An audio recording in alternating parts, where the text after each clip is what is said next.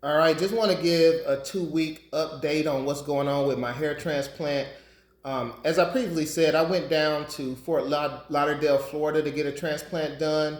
I had the FUT method done. So, as you guys know, there's two different types of transplants you can get, an FUE or FUT.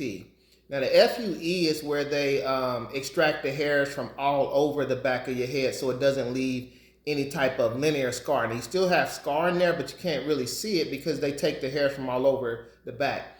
Now, that's what I originally had done, and it didn't work for me. So this is actually my second transplant, and I had a FUT done. So there is a linear scar that I'll show you in a little bit that's in the back of my head from the FUT procedure. But this is my 2 weeks in. So at 2 weeks, the scabs are removed from my head. So I'll go ahead and show you that real quick, what my hair looks like now with the scabs removed at the top.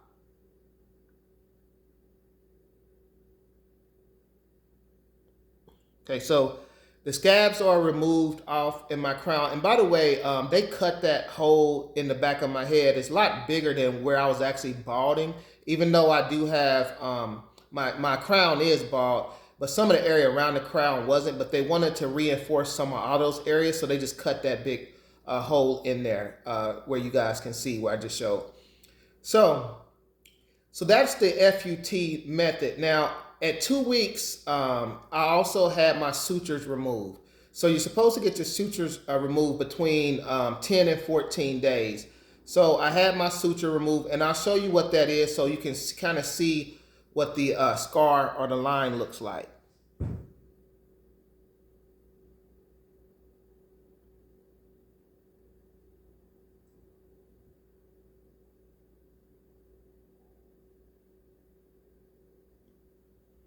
Okay, and so that kind of goes around my head to like the other side here.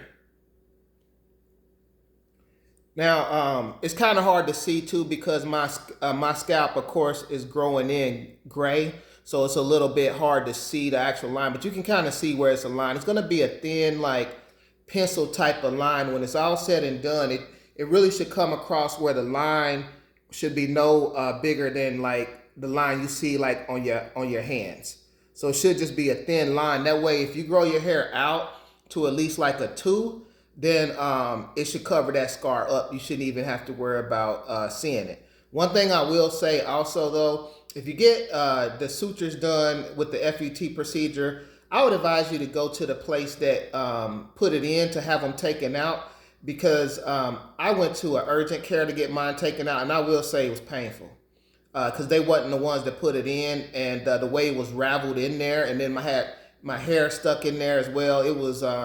It was pretty painful getting those taken out. So I would advise you to go back if you can. I unfortunately don't live in Fort Lauderdale, Florida, so I couldn't go back to my doctor. So anyway, that's where I'm at 2 weeks. Now it's just a waiting period, because what happens now is that, the hairs, a little bit of hairs, you can kind of see a little bit in my crown that they implanted. They'll grow in for a little bit, but then they're gonna fall out.